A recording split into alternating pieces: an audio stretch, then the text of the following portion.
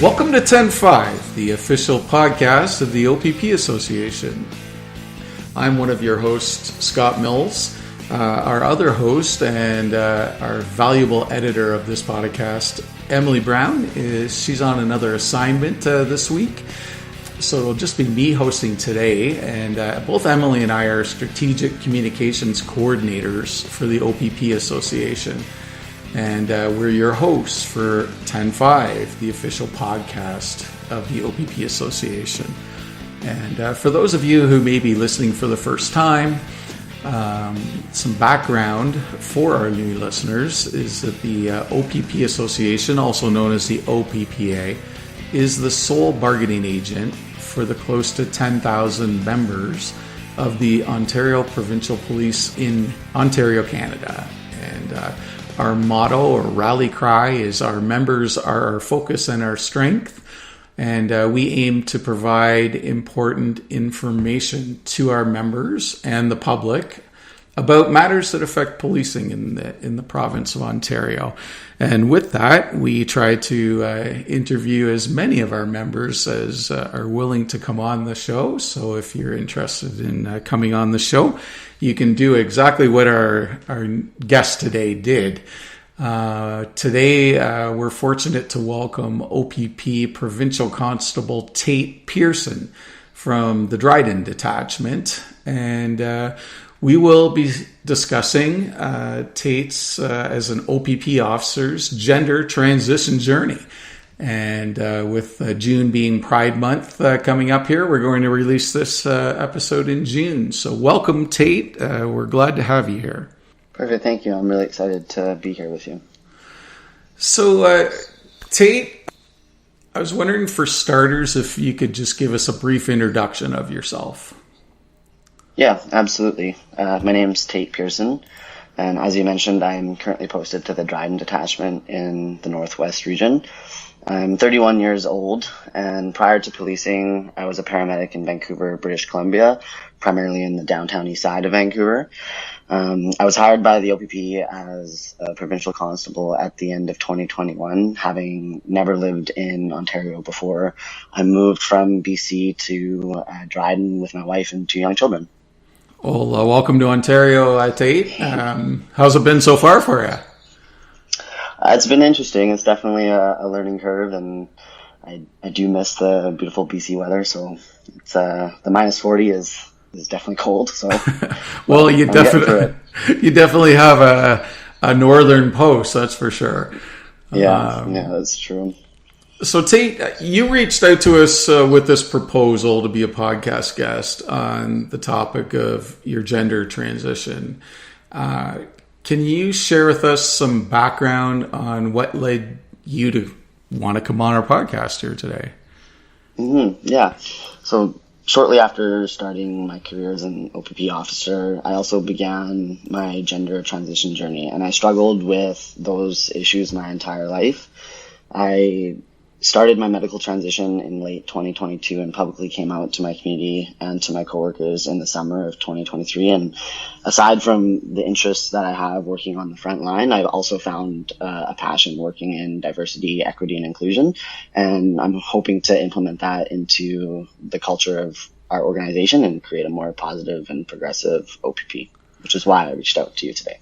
We really appreciate you reaching out. And, when I mentioned this to my bosses and the powers that be here, there was absolutely no hesitation to say, let's do this podcast. And I don't know if that would have been like that years ago, but I'd like to think that we've come a long way.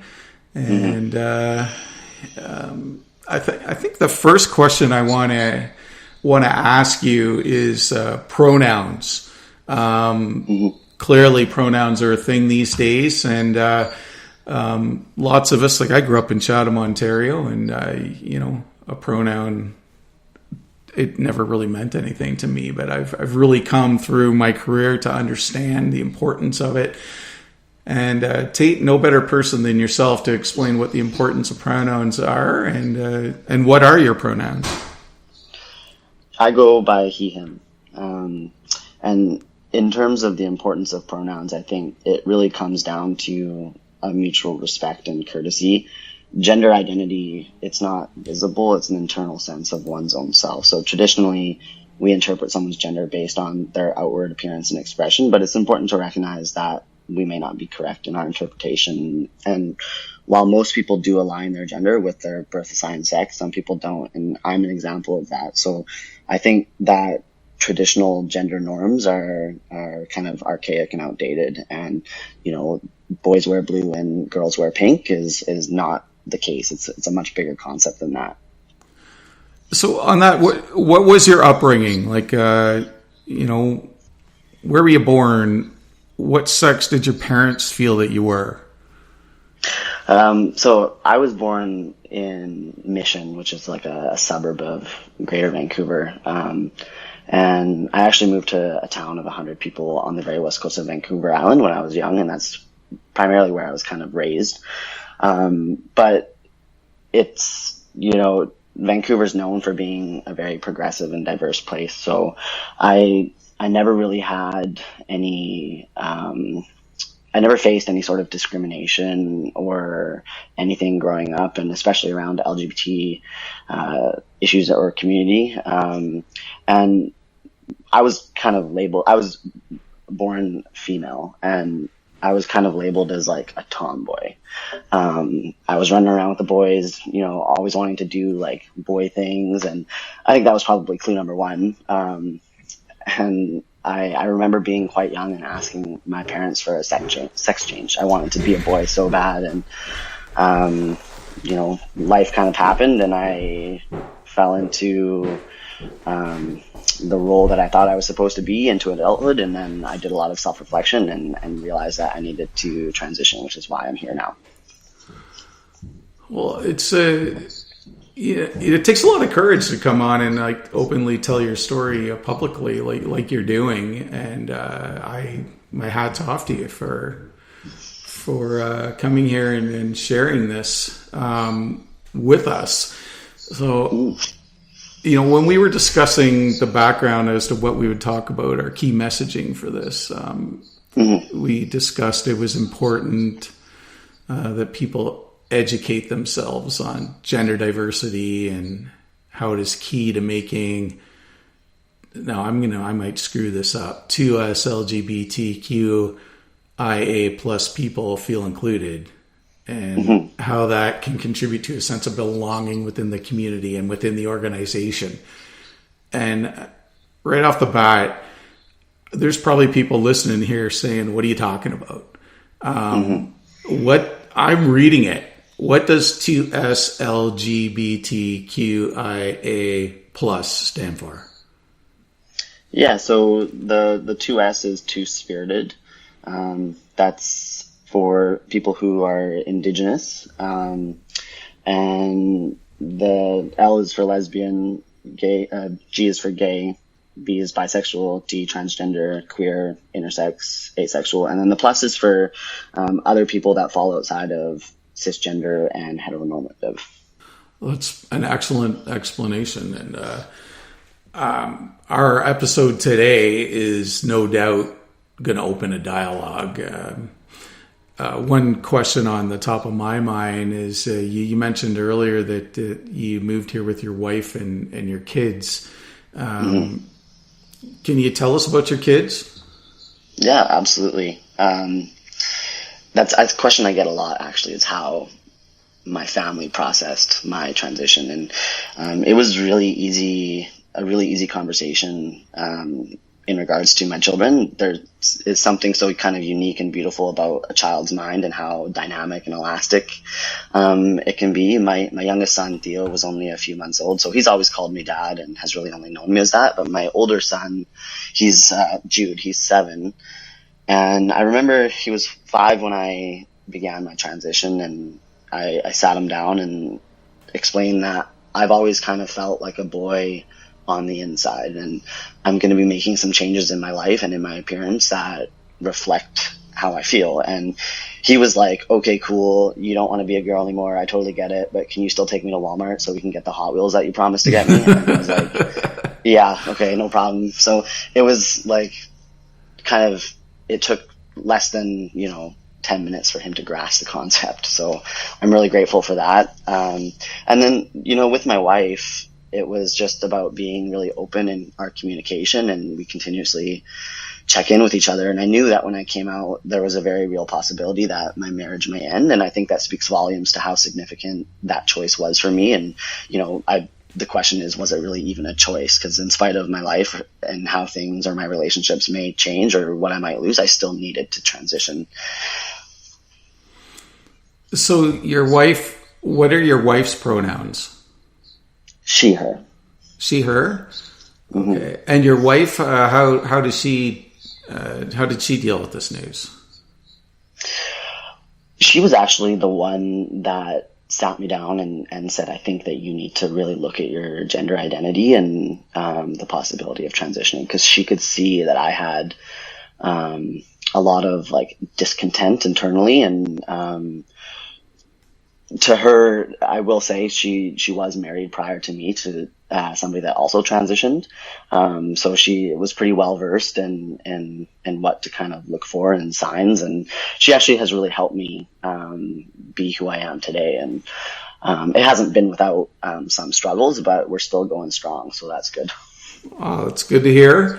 And I think it's quite admirable that what you're doing here, sharing your journey with us, because quite often people don't understand this.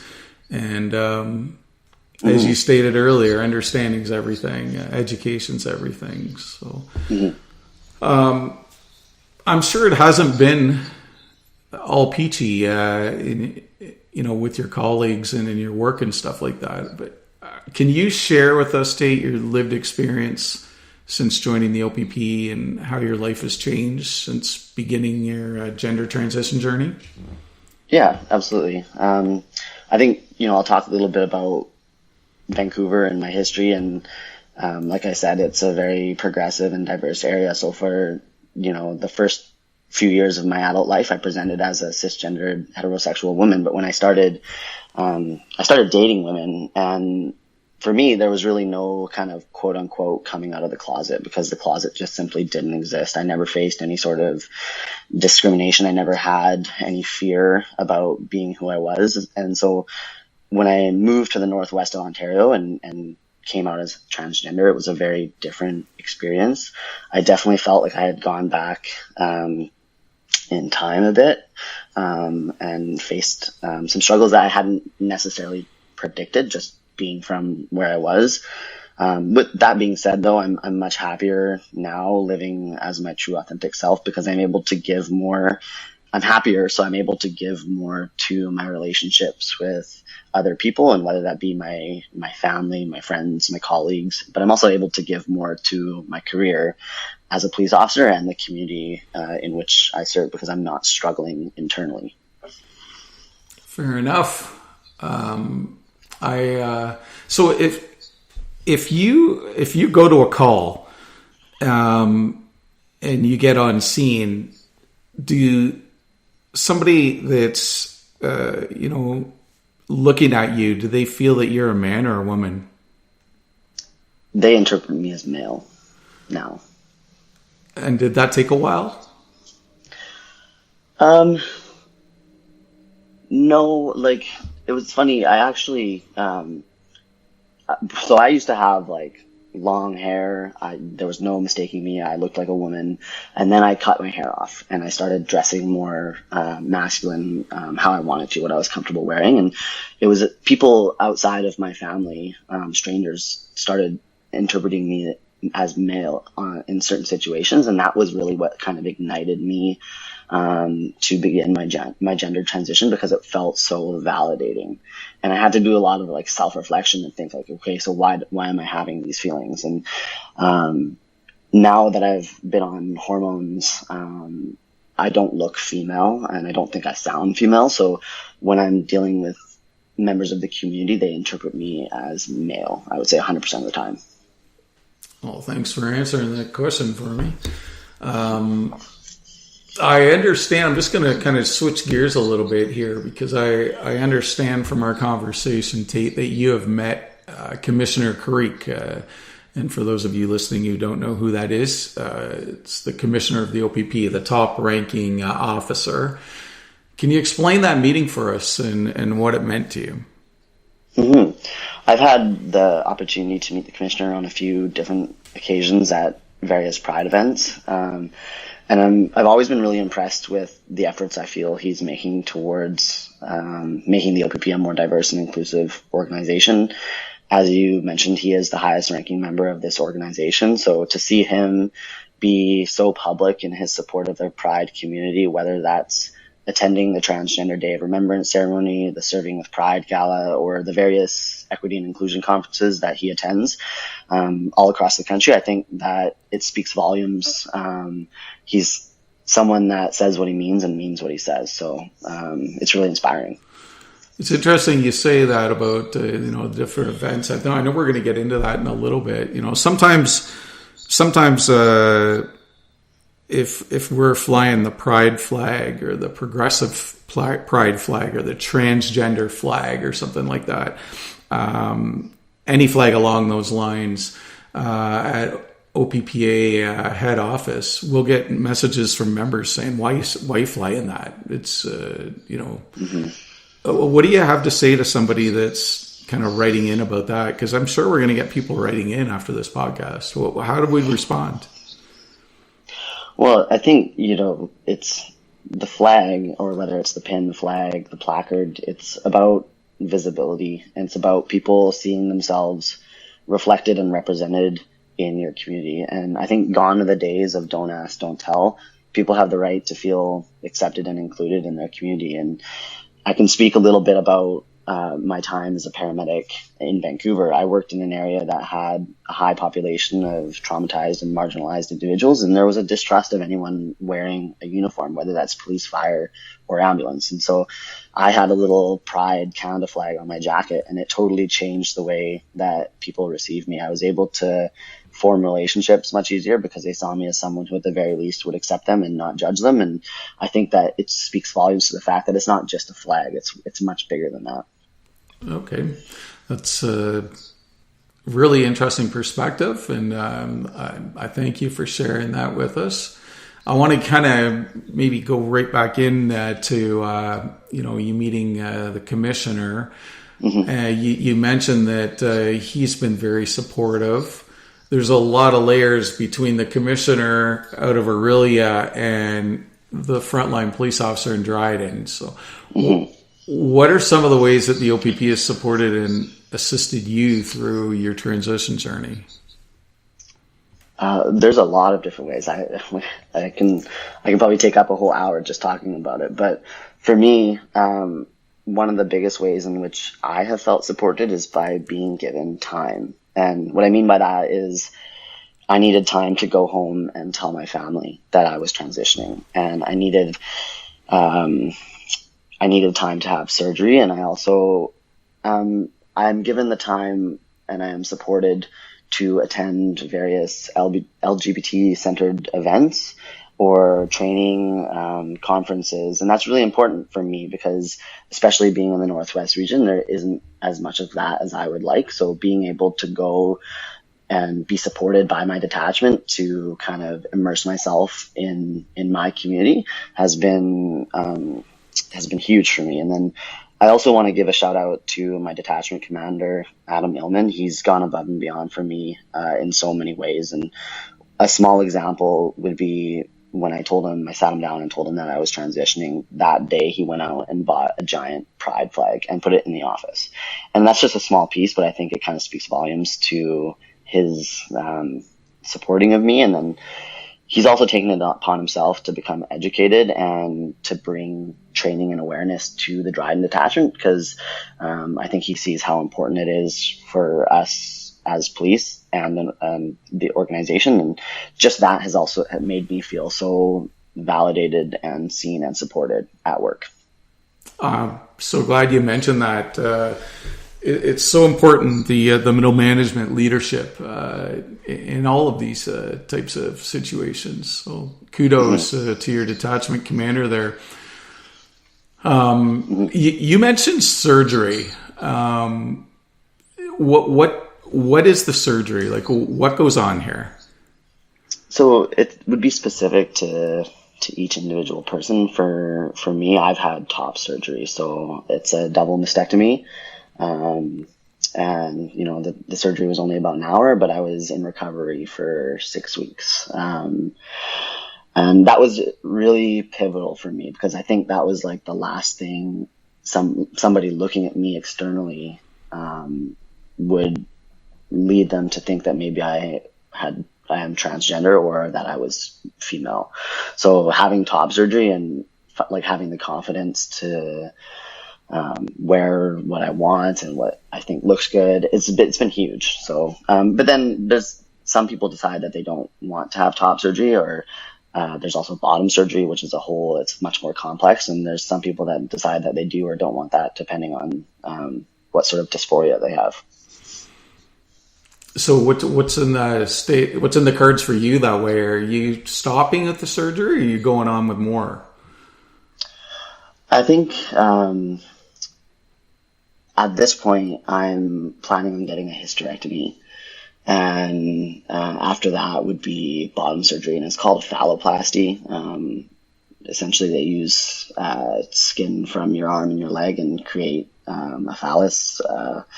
So it's a much more in-depth surgery, and there is a risk of complications. So I think as time goes by, that's something that I'm definitely interested in, but I would need to take a hard look and see, facing all the complications, if it's something that I need to do for myself. So, but it's definitely in the cards right now.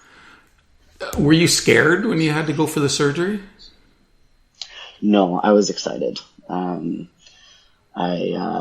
I really wanted top surgery, and it was a huge source of dysphoria for me. So, and the surgical team, it was out of Montreal. They were great and made me feel really safe the whole time. So, and my recovery was pretty easy. My wife's a nurse, so I had like at-home nursing care. So, yeah, I wouldn't say I was scared. No. Is there a cost to it, or is it covered by benefits? How's that all work? It's covered through OHIP. You apply for funding. You go speak to your physician, who writes a letter of support and puts together a funding package. Your funding gets approved. You pick the clinic that you want to go to. There's only certain ones in the country.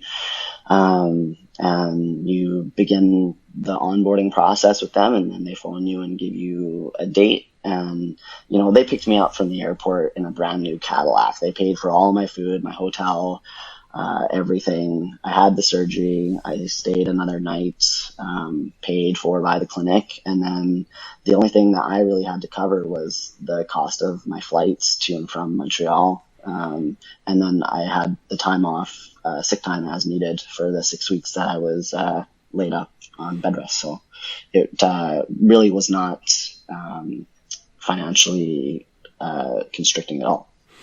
Is bottom surgery covered too? Yes, it is. Yeah. Well, I can tell you're quite passionate about sharing your journey with others, Tate, and you coming on the podcast here and explaining your journey is one of those ways. How exactly are you trying to educate others? What are some of the other initiatives that you're doing? Well, for me, it's been about being kind of visible and transparent in my journey. I've chosen to be public in my transition journey. That's an individual choice. Some people may decide to keep that part of their life private, and that's totally okay, and that's their right. And I think, I am transgender, and I'm also a police officer, and those two things can coexist. So my hope is that I can provide a space of safety and security for other people who may be experiencing similar issues, whether that's colleagues or within my community. And I also want to help bridge the gap between police and the LGBT community.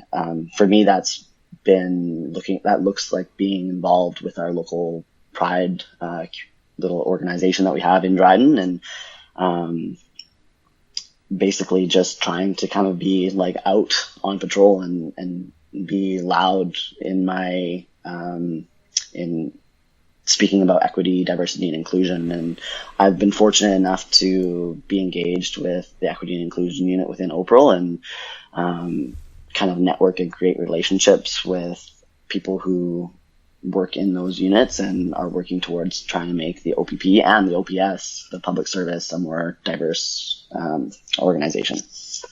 How are your colleagues with all this? Well, for the most part, everyone's been great. It's definitely been a learning curve. I don't know. I don't know if there's anybody else that's openly transitioned in the Northwest region. And it is, Dryden is a more conservative area, but everyone has, for the most part, kind of been really accepting of me. And there's been a lot of conversations with individual members about what I've gone through to get to this point and why I'm doing what I'm doing. And when I transitioned, I sent out a detachment email saying, this is what I'm doing. This is why I'm doing it. From this date, this is my name and these are my pronouns. And then I took off for 6 weeks for vacation. So I kind of allowed them to have some time to process what was happening. And then when I came back, I started living as Tate. And I have to hand it to a lot of my colleagues. They've really been great. So, yeah. It's good to hear.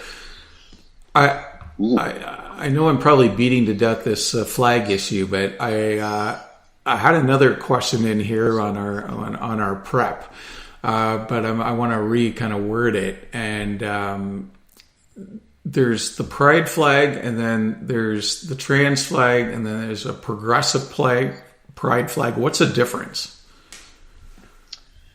So the pride flag is the kind of traditional one, the colors of the rainbow. And that was just like, it didn't include Black Lives Matter, Two-Spirited,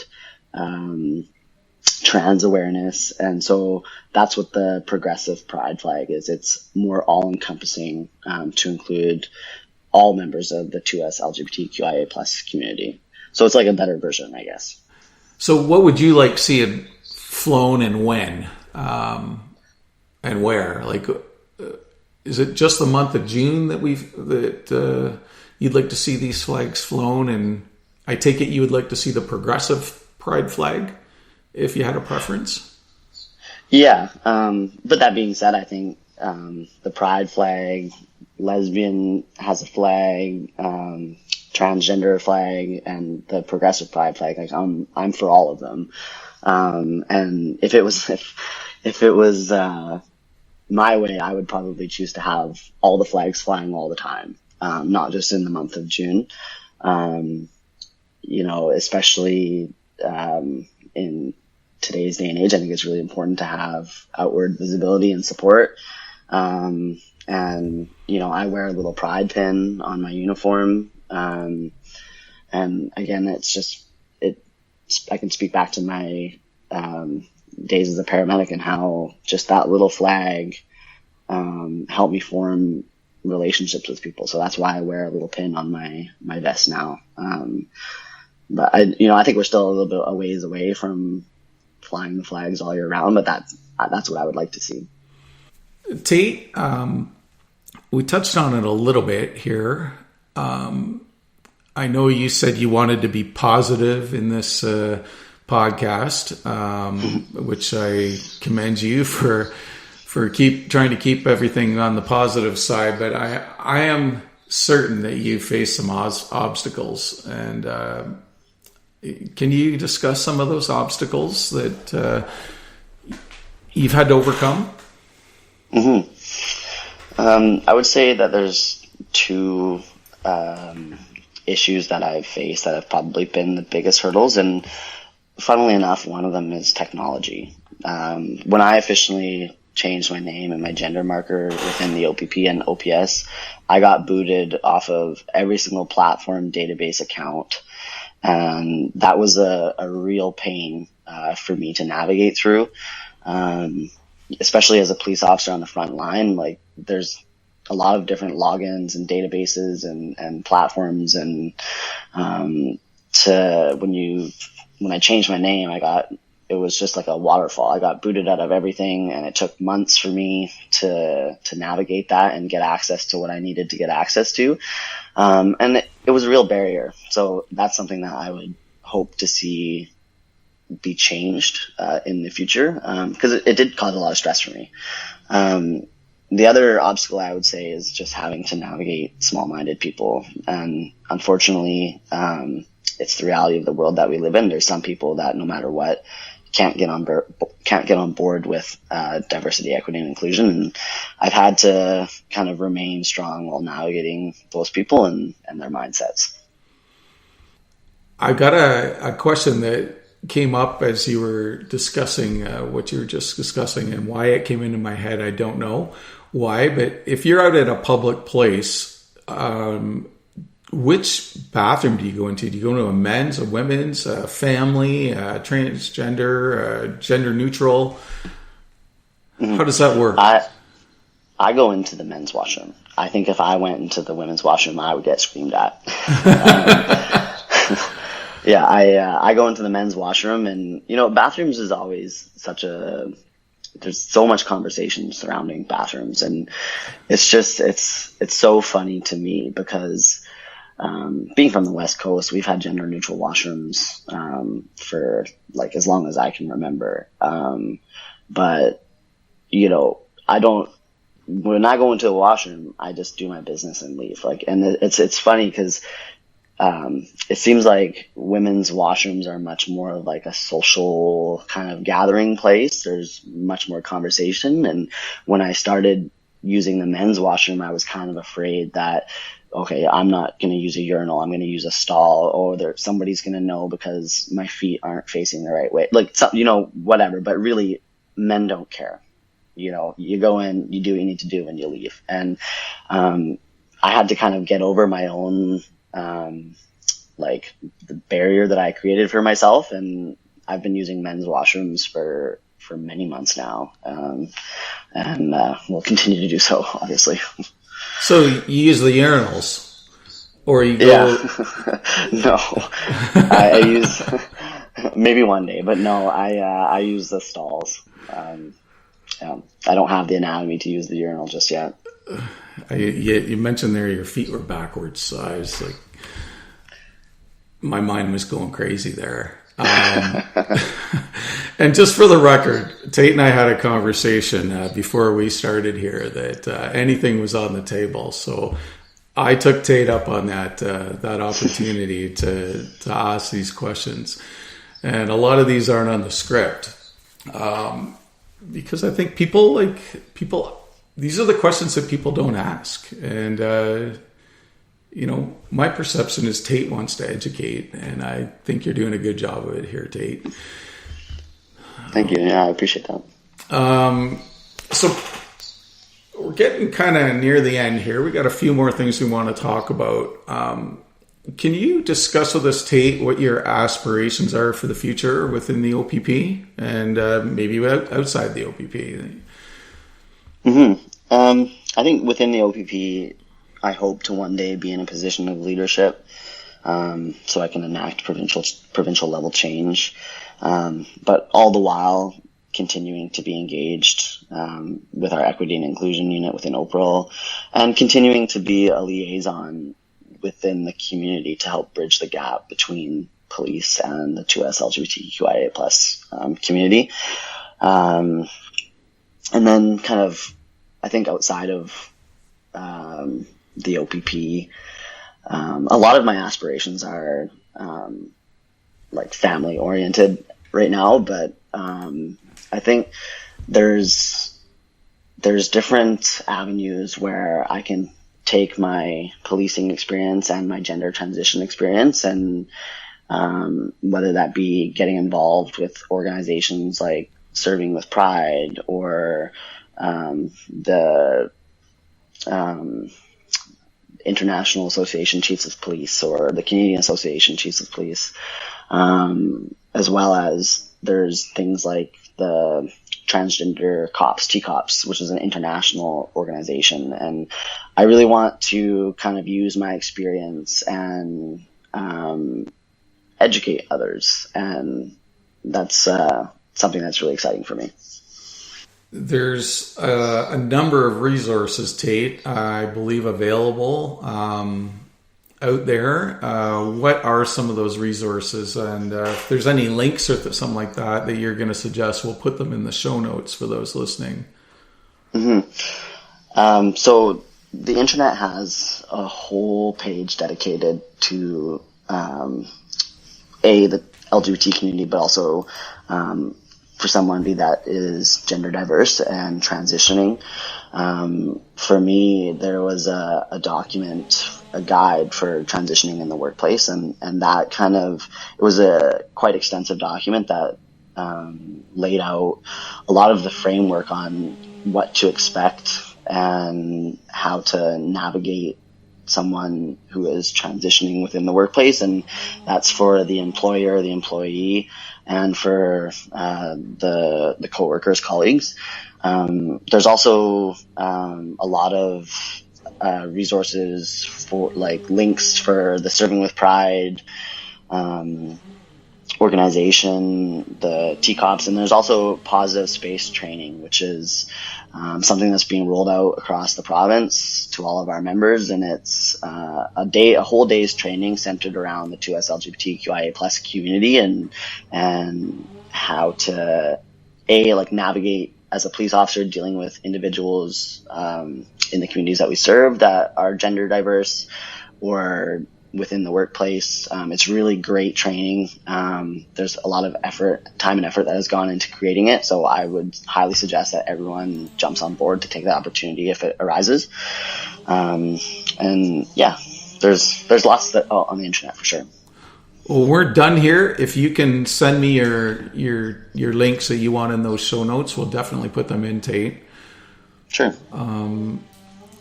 We're coming to the end here. A lot of times we ask people their 3 wishes that they would like to see in this world for change, whether it be in the policing community, the world at large. You never know who's listening. We've got over 70,000 downloads of this podcast so far, and oh, wow.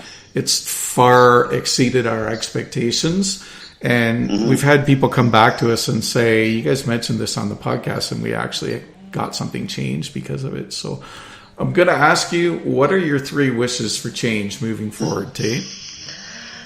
It's a big question. I think one, now that we're coming up into Pride Month, I would really love to see police be invited back to march in the Pride parades that are being held across the country. I am both a police officer and I am transgender, and I really want to represent both of my communities, and I hope that we can heal some of the wounds that have been created and get back to a place where the police can be engaged and involved. Because I remember marching as a paramedic in Vancouver during the Pride Parade, and it was awesome. It was so much fun. Everyone was just there to, express love and acceptance. So I hope that we can get back to that.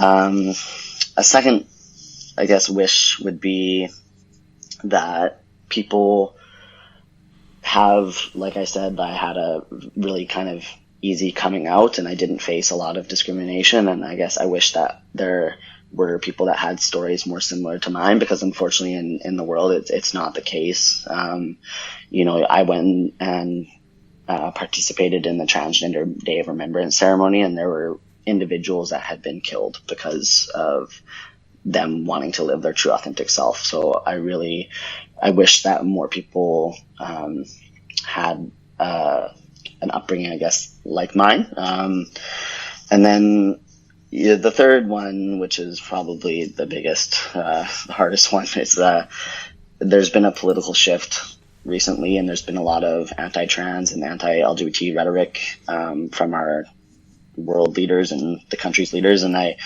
would like to see that not exist.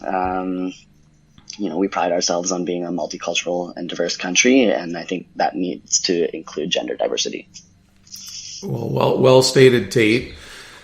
We're very grateful that you came on the podcast here today. I think many people will listen to this. And I think people will learn from this as well. So thanks for making a difference. Oh, thank you for having me. I was really excited when I reached out and you expressed wanting to have me on the podcast. I think having conversations that might be difficult or hard are really important. So again, thank you so much. Well, you're very welcome. And for our listeners, you have been listening here to OPP Provincial Constable Tate Pearson of the Dryden Detachment in Northern Ontario. And he's been talking about an OPP officer's gender transition journey. And we're going to post this podcast for Pride Month here in June 2024. And we're grateful that Tate joined us to share that story. So a new episode drops every Friday on all major podcasting platforms of the 10-5 podcast. And we encourage you to hit that subscribe button where you listen to your podcasts so you never miss an episode. And I just want to end off by thanking Emily Brown for all of her behind-the-scenes work and co-hosting on this podcast. She's definitely my partner in crime here, and we are honored to be able to host this podcast. So thank you for listening, and until next time, stay safe.